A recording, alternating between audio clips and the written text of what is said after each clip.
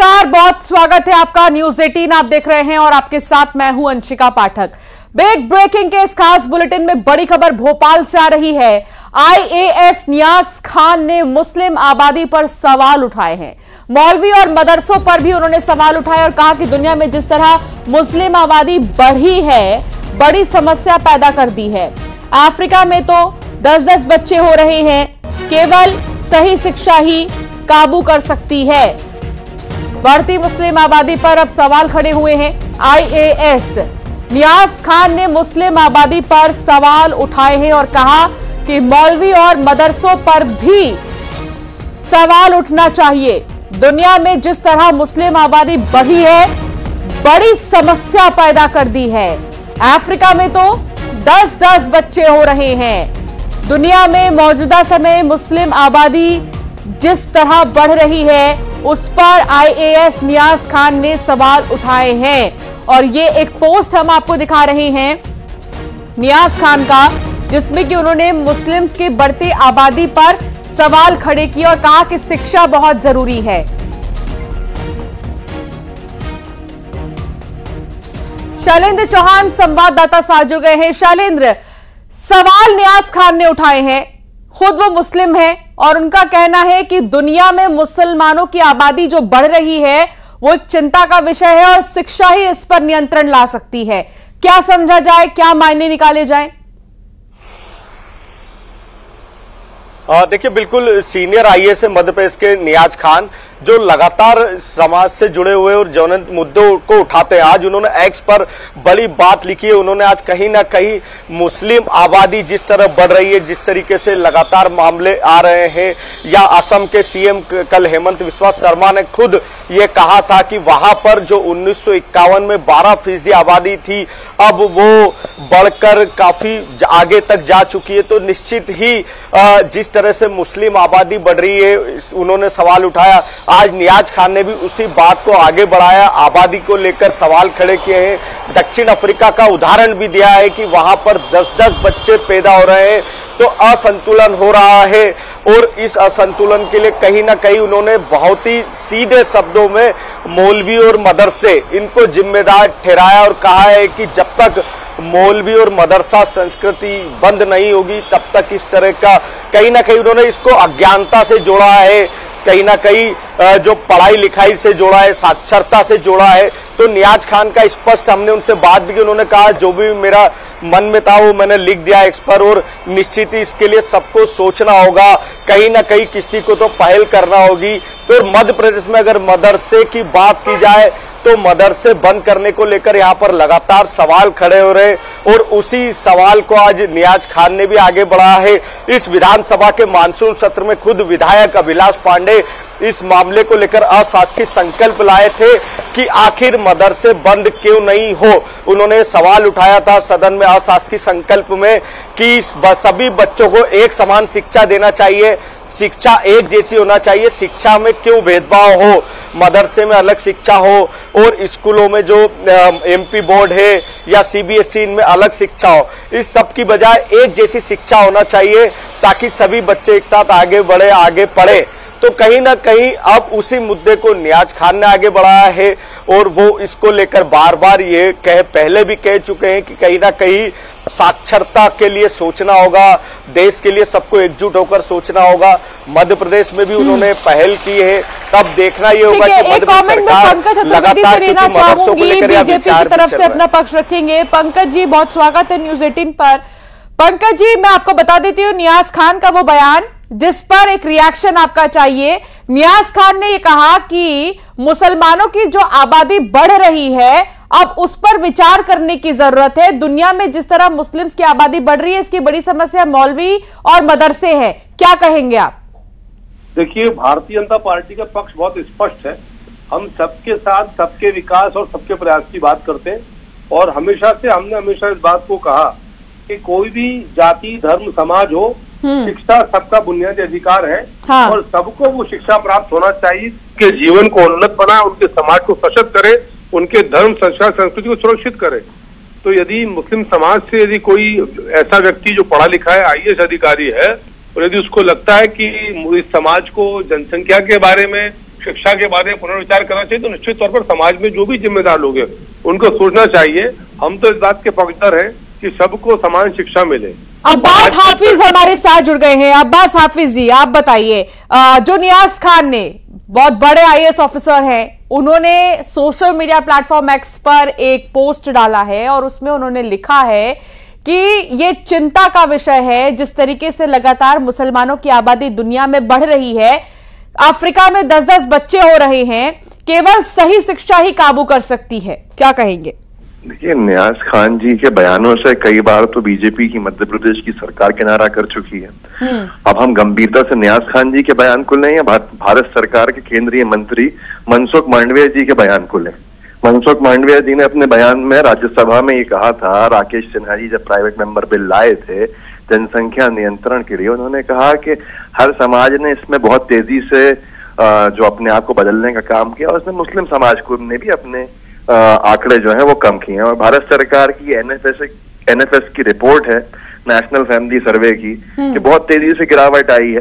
नियाज खान जी तो जेल में भी रह चुके हैं सिर्फ एक नॉवेल लिखने के लिए। नियाज खान जी ने जो किताबें लिखी हैं उसमें भी बहुसंख्यक वर्ग को खुश करने के प्रयास किए हैं उन्होंने, और ऐसे प्रयास किया है कि मध्य प्रदेश की सरकार की चिंता कई बार जाहिर हुई है। हाँ, ये बात सही है कि जनसंख्या के बारे में सबको सोचना चाहिए। हाँ। पर भारत सरकार के सर्वे के हिसाब से अगर देखा जाए तो उसमें तो फिर ट्राइबल्स बहुत आगे चले जाते हैं। हाँ। आपके बीजेपी की सरकार के राजस्थान के मंत्री कह रहे हैं कि साहब बहुत सारे बच्चे पैदा करो, मोदी जी सबको घर देंगे।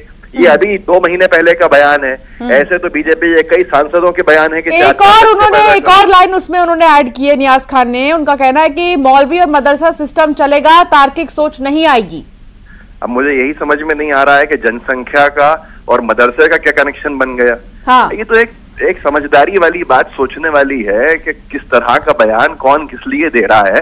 बीजेपी के नेताओं के भी ऐसे बयान आते हैं, मुस्लिम समुदाय के भी कुछ नेताओं के बयान आपने सुने होंगे ऐसे, जो धर्म की राजनीति करते हैं उनके ऐसे बयान आते रहते हैं। लेकिन एक अगर समाज को आप ब्रॉडर पर्सपेक्टिव में देखेंगे, ब्रॉडर उसका पिक्चर देखेंगे, तो मुझे लगता है कि इस तरह विलिफिकेशन है और कुछ नहीं है।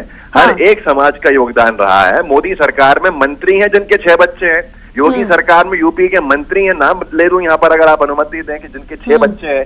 पंकज जी, इस पर एक कमेंट पंकज जी बताएंगे। पंकज जी बोलिए। सवाल किसके कितने बच्चे हैं, सवाल है कि भविष्य क्या होगा। और मैं तो किसी समाज की बात नहीं कर, मैं तो करूँ कि यदि कोई मुस्लिम समाज का पढ़ा लिखा आईएएस अधिकारी यदि समाज को कोई सुझाव देता है कि वो समाज शिक्षित हो, समाज संस्कारित हो और बेहतर ढंग से काम करे। आज आप देखो कितने मुस्लिम लोग हैं जो आईएएस और आईपीएस हैं, कितने लोग इंजीनियर, कितने लोग डॉक्टर अबुल कलाम बने, 1 या 2, बाकी क्यों नहीं बन सकते? सब में योग्यता प्रतिभा है, लेकिन शिक्षा की जो बुनियादी आवश्यकता है, प्रक्रिया से वंचित है। लेकिन मेरा आग्रह ये है कि कोई भी समाज हो, उन सब बच्चों को पढ़ा लिखा शिक्षित होने का अधिकार है। और यदि कोई अच्छा सुझाव देता है तो सुझाव पर विचार करना चाहिए, खारिज नहीं करना चाहिए। पंकज जी, अगर नियाज खान पंकज जी सुन लीजिए, अब्बास हाफिज का क्या कहना है? 1 मिनट पंकज जी सुनिए, ये बोलिए अब्बास जी। बेबुनियाद बात मत कीजिए। अरे बेबुनियाद बात क्या कर रहा हूँ, बुनियाद की बात कर रहा हूँ भाई। एजुकेट होना भाई, क्या बुरी बात है? क्यों नहीं पढ़ने की बात कर रहा हूँ? अरे एजुकेट करो ना, क्या दिक्कत है भाई? गलत क्या एजुकेट करो? अरे एजुकेट करो, इसका गलत क्या? ठीक है, अरे भाई ठीक है, ये सबकी अपनी राय है, लेकिन शिक्षा को लेकर कुछ नहीं कहा जा सकता। जितनी शिक्षा उतना अच्छा माहौल। हालांकि अब इस पोस्ट के बाद देखना होगा कि और कितनी प्रतिक्रियाएं आती है। आप दोनों का ही बहुत शुक्रिया हमारे साथ जुड़ने के लिए और अपनी बात रखने के लिए। शैलेंद्र, आपका भी बहुत शुक्रिया जानकारी साझा करने के लिए। और अब बात होगी नीट यूजी पेपर लीक की, जहां याचिकाओं पर सुप्रीम कोर्ट आज सुनवाई करेगा। पिछली सुनवाई में केंद्र सरकार और एनटीए ने हलफनामा दायर किया था। केंद्र सरकार ने अपने हलफनामे में कहा कि परीक्षा में बड़े पैमाने पर गड़बड़ी के सबूत नहीं है और वो नीट परीक्षा निरस्त करने के समर्थन में नहीं है। तो वही एनटीए ने सुप्रीम कोर्ट से कहा था कि पेपर लीक ही नहीं हुआ। टेलीग्राम ऐप पर नीट पेपर लीक का जो वीडियो चलाया जा रहा था वो फर्जी था। सीबीआई ने भी सीलबंद लिफाफे में अपनी जांच की प्रगति रिपोर्ट सुप्रीम कोर्ट को सौंप दी है। अब उम्मीद जताई जा रही है कि सुप्रीम कोर्ट इस मामले में आज बड़ा निर्णय ले सकता है।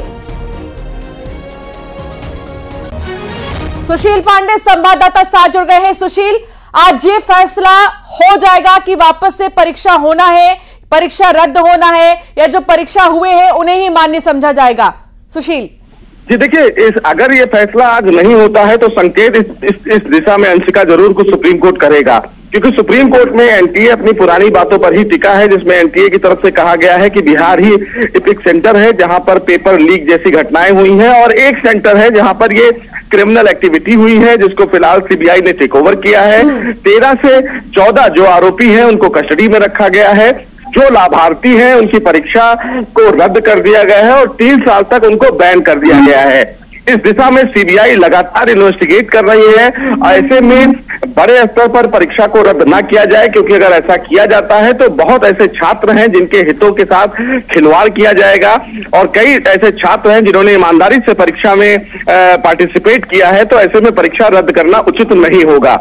लेकिन इसी बीच तमाम याचिकाकर्ताओं ने भी इस एनटीए की याचिका का विरोध किया है, हलफनामे का विरोध किया है, और ये कहा है कि कई राज्यों में पेपर लीक जैसी घटनाएं हैं जिसके पुख्ता सबूत उनके पास हैं, बाकायदा स्क्रीनशॉट हैं, लेकिन एनटीए का जो ऑन रिकॉर्ड जवाब है उसमें पेपर लीक की बात नहीं की जा रही है। आखिरी फैसला अंशिका इसमें सुप्रीम कोर्ट को लेना है और ये तय करना है कि क्या पेपर लीक जैसी घटनाएं हुई हैं या फिर नहीं हुई हैं। सुप्रीम कोर्ट ने पिछली सुनवाई में ये संकेत जरूर दिया था और ये कहा था कि अगर बड़े स्तर पर पेपर लीक जैसी संभावना उनको लगती है तो वो परीक्षा रद्द करने में कोई भी फिलहाल कोताही नहीं बरतेंगे। लेकिन इस पूरे मामले में सीबीआई का जो हलफनामा है वो बहुत महत्वपूर्ण है, जो सीलबंद लिफाफे में सुप्रीम कोर्ट को सौंपा गया है, और अभी भी जांच का जो स्टेज है वो सुप्रीम कोर्ट को बताया गया है कि किस दिशा में सीबीआई इन्वेस्टिगेट कर रही है। लेकिन जो सबसे बड़ी बात है अंशिका, उसमें एनटीए का जो जवाब है उसमें 3 महत्वपूर्ण पॉइंट है कि कोई भी इलेक्ट्रॉनिक एविडेंस नहीं मिला जिस पर यह माना जाए कि पेपर लीक हुआ है। एक सेंटर पर पेपर लीक की संभावना थी, उस पर तुरंत कार्रवाई की गई। दूसरा कि पेपर रद्द न किया जाए क्योंकि बहुत छात्रों के हितों के साथ समझौता होगा। आखिरी फैसला देश की सबसे बड़ी अदालत को लेना है और यह तय करना है कि क्या बड़े स्तर पर पेपर लीक हुआ है या नहीं। जी बहुत शुक्रिया सुशील, विस्तार से समझाने के लिए। नजर बनाए रखिएगा। बहुत धन्यवाद जानकारी साझा करने के लिए। भिंड में युवक का संदिग्ध अवस्था में शव मिला है। अयोध्या जाने के लिए युवक निकला था जिसका शव मिला है। परिजनों ने हत्या का आरोप लगाया है। सड़क पर शव रखकर चक्का जाम भी किया है। परिजनों ने 50 लाख सहायता राशि की मांग पर अड़े हुए हैं परिजन, और उनका कहना है कि जब तक 50 लाख रुपए सहायता राशि नहीं मिलती इसी तरह शव को रखे रहेंगे, चक्का जाम रहेगा। पुलिस की तरफ से समझाने की कोशिश की गई लेकिन अब तक नहीं समझे हैं परिजन। यूपी से बात करके हम पास डॉक्यूमेंट मंगा रहे हैं कि क्या-क्या कार्रवाई हो गई, तो यूपी में हो गया। अभी तक एक डॉक्यूमेंट ले पाए हो क्या? ले पाए हो क्या? इन महिलाओं को पहले समझे में पत्थर कैसे फेंका है। उधर ही बात कर रहे थे घटना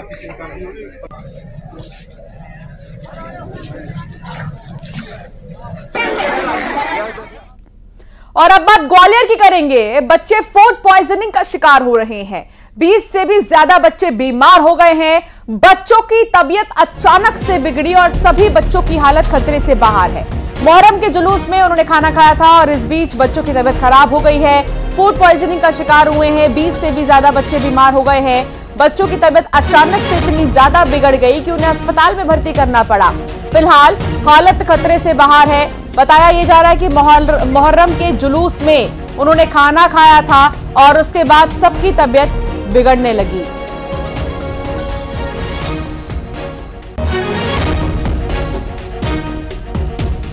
सुशील संवाददाता साथ जुड़ गए हैं। सुशील, क्या जानकारी मिल रही है?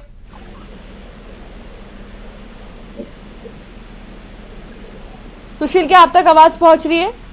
जी देखिए, ग्वालियर जिले के डबरा का पूरा घटनाक्रम है। यहाँ कल एक धार्मिक आयोजन में जो भंडारा आयोजित हुआ था, उस भंडारे में बच्चों ने भोजन किया था। जो खाना खाया था वो संभवतः दूषित था और इसी के चलते देर शाम बच्चों की तबीयत बिगड़ने लगी। इसमें करीब 20 से 25 बच्चे थे जिनकी तबीयत बिगड़ी थी फूड पॉइजनिंग की चलते, और इन सभी बच्चों को डबरा के सिविल अस्पताल में लाया गया था, जहां डॉक्टरों की टीम ने उनका इलाज किया। सूचना मिलते ही पूर्व मंत्री इमरती देवी और एसडीएम भी वहां पहुंचे थे और अतिरिक्त डॉक्टरों का स्टाफ बुलाकर बच्चों की सेहत के लिए तत्काल इलाज कराया गया है और ये जो बच्चे हैं सभी की हालत अच्छी है और खतरे से बाहर बताई जा रही है। लेकिन कहीं ना कहीं जो घटना हुई थी उसमें यही है कि जो दूषित खाना इन्होंने खाया था उसके चलते ही फूड पॉइजनिंग के शिकार हुए थे और इसी वजह से तबीयत बिगड़ी थी। ये डबरा के लाल पहाड़ी इलाके के ही रहने वाले बच्चे हैं जो कल धार्मिक कार्यक्रम में शामिल होने के लिए आज भंडारे में खाना खाने पहुंचे थे। बहुत शुक्रिया जानकारी साझा करने के लिए सुशील। मुरैना में मानवता शर्मसार हो गई है। जर्जर मुक्तिधाम में अंतिम संस्कार किया गया। टूटे टिन शेड से ग्रामीण परेशान नजर आ रहे हैं और बारिश के बीच अंतिम संस्कार को मजबूर है। सोशल मीडिया पर वीडियो वायरल हो रहा है। जिले के हड़वांसी पंचायत का ये मामला है। मानवता शर्मसार हुई है। जर्जर मुक्तिधाम में अंतिम संस्कार किया गया। आप देख सकते हैं छत ही नहीं है। जहां अंतिम संस्कार किया जा रहा है उसका जो टिन शेड है वो टूटा हुआ है और इससे ग्रामीण परेशान नजर आए। अमित शर्मा संवाददाता साथ जुड़ गए हैं।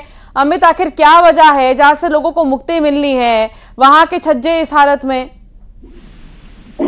देखिए बिल्कुल अंशिका, ये पहला मामला नहीं है। इससे 2 दिन पहले भी न्यूज 18 ने प्रमुखता से एक खबर दिखाई थी। उसमें जिले के 2 दर्जन से अधिक जो मुक्तिधाम नहीं है ऐसी पंचायतों का हाल दिखाया था और आज फिर एक तस्वीर सामने निकल करके आई है। ये जिले के हड़वासी गांव की है। इस पर मुक्तिधाम तो है लेकिन उसकी जो टीन सेट है वो जर्जर हो गया है। ये बताता है कि लगभग 2 दशक पहले का जो अशांति धाम बना हुआ है उसके बाद उसका कोई मरम्मत नहीं की गई है। यही वजह है कि अब बारिश के समय में जो बारिश होती है इस समय किसी व्यक्ति की डेथ हो जाती है तो बड़ी परेशानी का सामना ग्रामीणों को करना पड़ता है। ऐसा ही जब हुआ, आज सुबह एक व्यक्ति की लंबी बीमारी के चलते मौत हो गई। उसके बाद उसे अंतिम संस्कार करने के लिए ले जा रहे थे लेकिन उस वक्त अचानक से झमाझम बारिश होने लगी। यही वजह है कि वहां चिता जो आग लगाते हैं वो कहीं भीग न जाए, जिस वजह से ग्रामीण थे और उस मृतक के परिजन थे उन्होंने अपने स्तर पर टीन सेट करके अंतिम संस्कार किया। बहुत शुक्रिया अमित जानकारी साझा करने के लिए। मध्य प्रदेश कैडर की एक आईपीएस ऑफिसर को महाराष्ट्र कैडर की ट्रेनी आईएएस ऑफिसर पूजा खेड़कर की तरह सोशल मीडिया पर ट्रोल किया जा रहा है। उनके पिता को सीनियर आईपीएस बताकर उन्हें ट्रोल किया जा रहा है। ट्रोलर्स कह रहे हैं कि सीनियर आईपीएस की बेटी होकर उन्होंने ईडब्ल्यूएस कोटे से आईपीएस की नौकरी ले ली है। सोशल मीडिया पर अनु बेनीवाल के पिता सीनियर आईपीएस संजय बेनीवाल को बताया जा रहा है, लेकिन अनु बेनीवाल ने इस पर सफाई भी दी है। उन्होंने कहा है कि मेरे पिता किसान हैं, कोई आईपीएस नहीं है। ये सिर्फ एक संयोग है कि उनके पिता और सीनियर आईपीएस दोनों का नाम संजय बेनीवाल है। दोनों एक ही गांव के हैं, इसलिए गलतफहमी हो रही है। सीनियर आईपीएस संजय बेनीवाल को गांव के सब लोग उन्हें ताऊ कहते हैं, इसलिए मैं भी उन्हें ताऊ कहती हूं, लेकिन मेरा उनसे खून का कोई रिश्ता नहीं है। शैलेंद्र चौहान संवाददाता साथ जुड़ गए। शैलेंद्र, ये मामला क्या है? क्या अब कंफ्यूजन दूर हो चुका है? देखिए, अभी कंफ्यूजन इसलिए चल रहा है क्योंकि पूजा खेड़कर का जो लगातार मामला विवाद में है और उसको लेकर ट्रोल किया जा रहा है और जिस तरह विवाद सामने आ रहे हैं कि उनकी जो एडमिशन है गलत हुआ है और उनका जो चयन हुआ है सिलेक्शन वो सारा पूरा गलत है। और इसी तरह ये आईपीएस अनु बेनीवाल जो फिलहाल ग्वालियर में पदस्थ एमपी कैडर की आईपीएस है और अभी हैदराबाद में ट्रेनिंग पर है।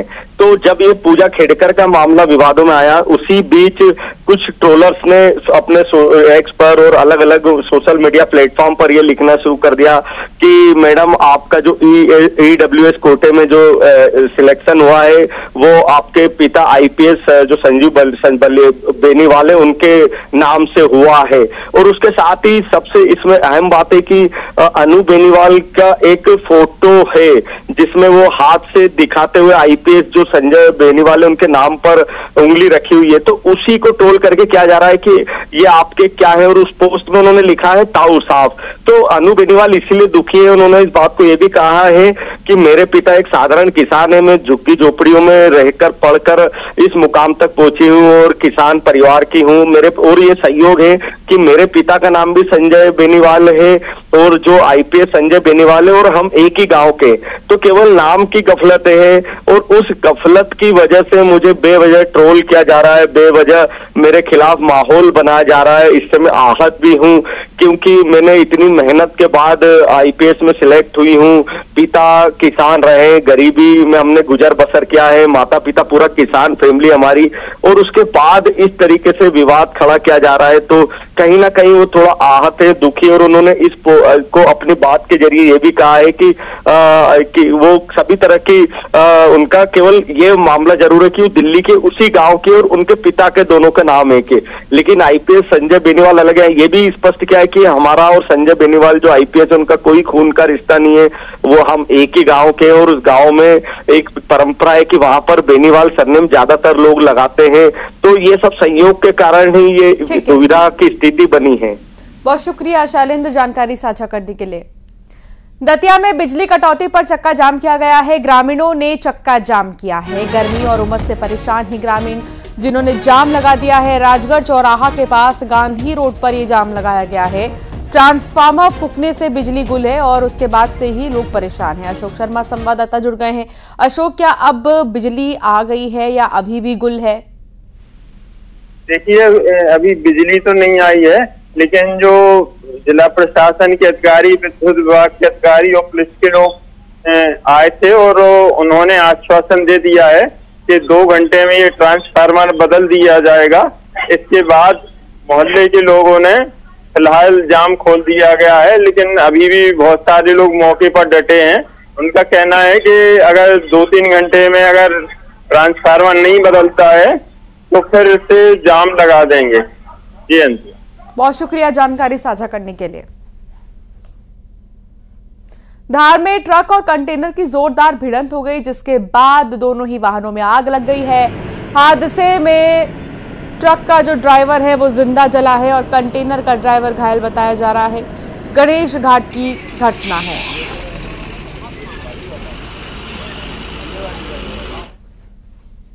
बुलेटिन में फिलहाल इतना ही, आगे भी खबरें जारी रहेंगी।